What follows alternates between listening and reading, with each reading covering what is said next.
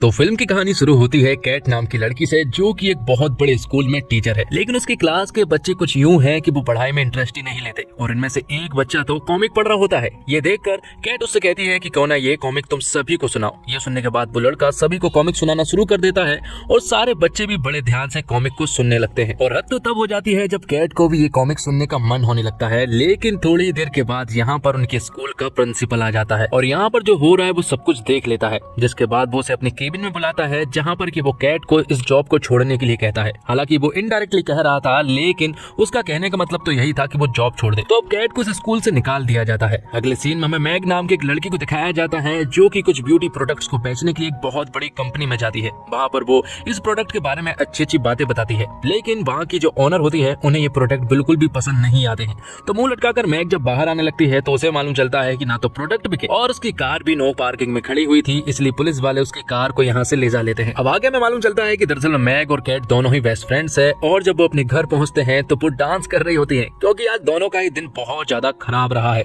यहाँ पर कैट भी अपने बारे में बताती है और मैग भी, दोनों बताते हैं कि उनका आज का दिन बहुत ही ज्यादा खराब गया है। कैट और मैग एक ही घर में रहते हैं और रात को जब वो एक टीवी शो देख रहे होते हैं तो यहाँ पर मैग कैट से कहती है कि क्यों ना हमें मूड फ्रेश करना चाहिए और इस शहर को छोड़कर कहीं दूर वेकेशन पर जाना चाहिए। लेकिन कैट उससे कहती है कि हाल ही में मेरी जॉब गई है, इसलिए उसे एक नई जॉब ढूंढनी होगी। जिस पर कि मैग उससे कहती है कि क्यों ना इस वेकेशन के बाद दोनों ही जॉब ढूंढने का काम चालू करेंगे। तो इस बात से दोनों एग्री होकर अगले ही दिन पोलैंड निकलने के लिए निकल जाते हैं। जब वो एयरपोर्ट पर पहुंचते हैं तो वो देखते हैं एक बहुत बड़ी लाइन, जहां पर कि इनका नंबर लगने का सवाल ही पैदा नहीं होता। तभी मैग यहाँ पर एक बंदे को पटा लेती है और लाइन में सबसे आगे लग जाती है। दरअसल मैग ये सारे काम करने में माहिर है। जिसके बाद दोनों ही फ्लाइट में जाते हैं, जहाँ पर की इनकी सीट आजू बाजू में तो थी, लेकिन इनके बीच की एक सीट खाली थी, जहाँ पर की कोई रेयान नाम का आदमी आने वाला था।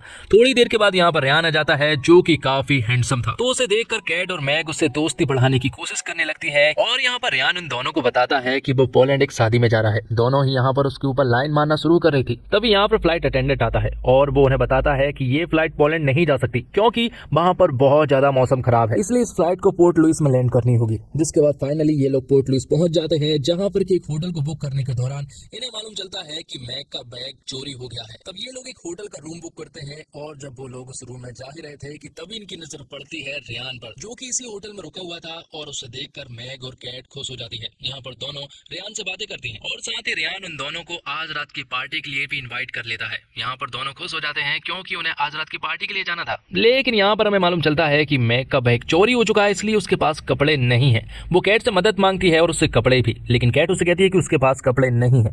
दरअसल कैट ये चाहती है कि वो आज रात पार्टी में अकेले जाए और रेयान से मुलाकात करे। वो ऐसा ही करती है। वो रेयान से उस रात पार्टी में मिलती है, लेकिन थोड़ी देर के बाद यहाँ पर मैग आ जाती है, जिसके पास कपड़े तो नहीं थे पर उसने एक साड़ी का जुगाड़ कर लिया था, जो कि उसने ठीक से नहीं पहनी थी। यहाँ पर वो सभी लोग एंजॉय करते हैं।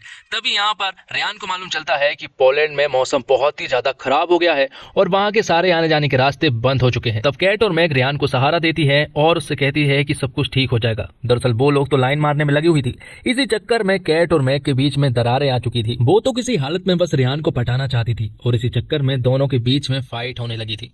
अब अगले दिन दोनों रेयान के पास जाती है, जहां पर कि मैग रेयान से कहती है कि क्यों ना आज उन्हें एयर बलून में जाना चाहिए। दरअसल मैग को बहुत अच्छे से मालूम है कि कैट को एयर बलून में डर लगता है। इसके बावजूद कैट रेयान की खातिर उनके साथ जाती है। जैसे ही वो लोग ऊपर जाते हैं तो यहाँ पर कैट की हालत बहुत ज्यादा बिगड़ने लगती है, पर इस तरह से डरता हुआ देख रेयान कैट को सहारा देने लगता है, जो कि कैट को काफी अच्छा लगता है। अब इसके बाद हम देखते हैं कैट और मैग को, जो कि कॉफी शॉप में बैठी हुई थी। दोनों ने एक दूसरे को नहीं बताया कि दोनों रेयान को पसंद करती है। वो तो बस किसी तरह से रेयान को पाना चाहती है। तभी यहाँ पर उन्हें मालूम चलता है कि रेयान पोलैंड जा रहा है, वो भी बाय रोड। और ये सुनने के बाद दोनों रेयान से मिलने के लिए पहुंच जाती है और ये बात जब उन्हें पता चलती है कि वो पोलैंड जा रहा है तो यहाँ पर दोनों बेस्ट फ्रेंड उससे कहने लगती है कि वो भी उसके साथ चलना चाहती है। जिसके बाद क्रेग नाम का ड्राइवर इनके साथ जाने लगता है और कैट आगे बैठी हुई थी और मैग और रेयान पीछे बैठे हुए थे और वो काफी मस्ती भी कर रहे थे। और ये सब कुछ कैट को देखकर बिल्कुल भी अच्छा नहीं लग रहा था, क्योंकि उसके हिसाब से उसे पीछे होना चाहिए था मैग की जगह पर। तो पीछे मैग और रेयान आपस में खूब बातें कर रहे थे, जो कि कैट को बिल्कुल भी अच्छा नहीं लग रहा था, इसलिए वो उनका काम बिगाड़ने के लिए पीछे पहुंच जाती है।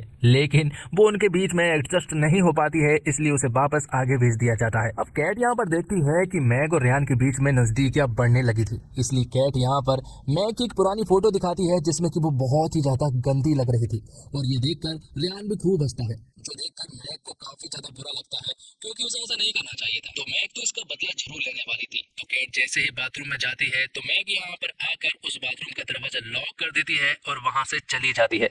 वापस आने के बाद वो रेहान से बात करने लगती है और उसे चिपकने की कोशिश करने लगती है। हालांकि वो यहाँ पर कैट के बारे में पूछता है कि वो आकर कहाँ पर गई है, लेकिन वो यहाँ पर कुछ भी नहीं बताती है। उसका एक कॉल आ जाता है तो रेहान बात करने के लिए पहुंच जाता है और यहाँ पर हमें मालूम चलता है कि दरअसल में क्रैग भी मैग को पसंद करता है, लेकिन उसने ये बात अभी तक उसे बताई नहीं है। अब रेहान और मैग जब आपस में बात कर रहे होते हैं कि तभी हम देखते हैं कि कैट जो है वो बाथरूम की खिड़की से छलांग मारती है, जिसके कारण उसकी हालत और उसके कपड़े भी पूरी तरह से खराब हो जाते हैं और उसे बहुत ज्यादा गुस्सा आ रहा था मैग पर, क्योंकि उसे मालूम है कि ये उसी का काम है। लेकिन फाइनली उसे पीछे बैठने का मौका मिल चुका था और अब ये मौका वो नहीं छोड़ना चाहती थी।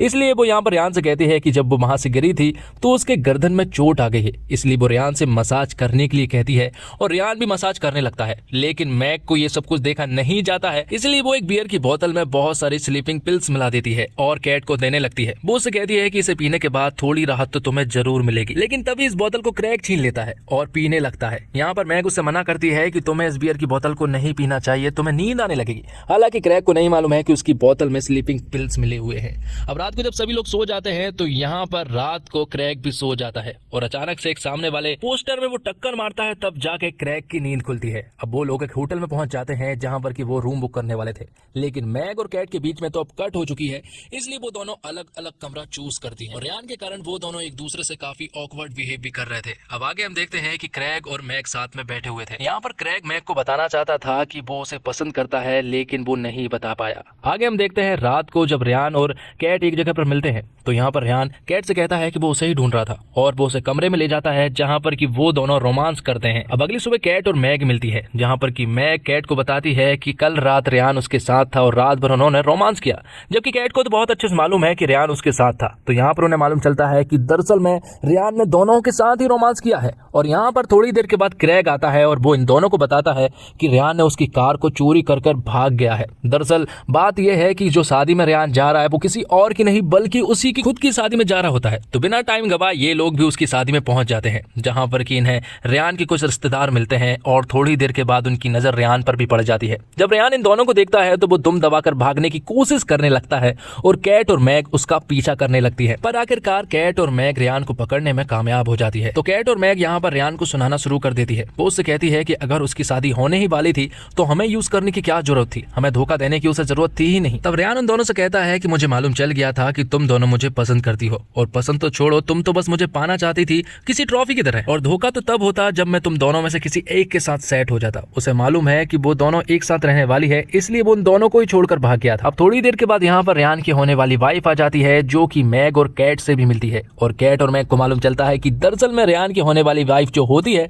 वो बहुत ही ज्यादा तेज है। उसे देखकर उन्हें समझ आ गया था कि रेहान के लिए तो यही ठीक है। तब वो दोनों वापस आ जाती है। वापस आने पर मैग की मुलाकात एक बार क्रैग से होती है और क्रैग यहाँ पर मैग को सब कुछ बता देता है कि वो उसे पसंद करता है, और यहाँ पर कहीं ना कहीं मैग भी क्रैग को पसंद करने लगी थी और अब वो दोनों साथ हैं। जिसके बाद हम देखते हैं कैट और मैग को, दोनों अभी भी एक दूसरे से थोड़ी खफा तो थी, लेकिन दोनों एक दूसरे के बेस्ट फ्रेंड्स थे, इसलिए उन्हें एक दूसरे को माफ करना ही पड़ता है। और वो दोनों कसम खाते हैं कि आज के बाद किसी लड़के की वजह से उनकी दोस्ती के बीच में कभी भी दरार नहीं आएगी। और अब वो दोनों जॉब ढूंढना भी शुरू कर देती हैं। और फिर एक दिन कैट को उसके स्कूल के प्रिंसिपल मिलते हैं, जो कि कैट का प्रमोशन कर देते हैं, क्योंकि जो बच्चों को वो पढ़ा रही थी उन्हें पढ़ाना इतना आसान काम नहीं है, क्योंकि वो बिगड़े हुए बच्चे की औलाद है और उन्हें कैट ही पढ़ा सकती है। इसलिए कैट को प्रमोशन के तौर पर एक बड़े टीचर के रूप में रख लिया जाता है। और यहाँ दूसरी तरफ क्रैग और मैग की लव लाइफ भी बहुत अच्छी चल रही थी। दोनों एक दूसरे से बहुत ज्यादा प्यार करने लगे थे, और मैग जो ब्यूटी प्रोडक्ट्स बेचने का काम करती है उसमें क्रैग भी उसकी मदद करता है, और दोनों बिल्कुल परफेक्ट कपल बन जाते हैं। तो दोस्तों, इस फिल्म से ये सीख मिलती है कि कुछ टेम्परेरी रिश्तों के कारण कभी भी अपनी दोस्ती को नहीं तोड़ना चाहिए, क्योंकि जो टेम्परेरी रिश्ते होते हैं वो शुरुआत में काफी अच्छे लग सकते हैं, लेकिन जो हमारे साथ ही परमानेंट है उसे हमेशा अपने साथ रखना चाहिए। तो दोस्तों,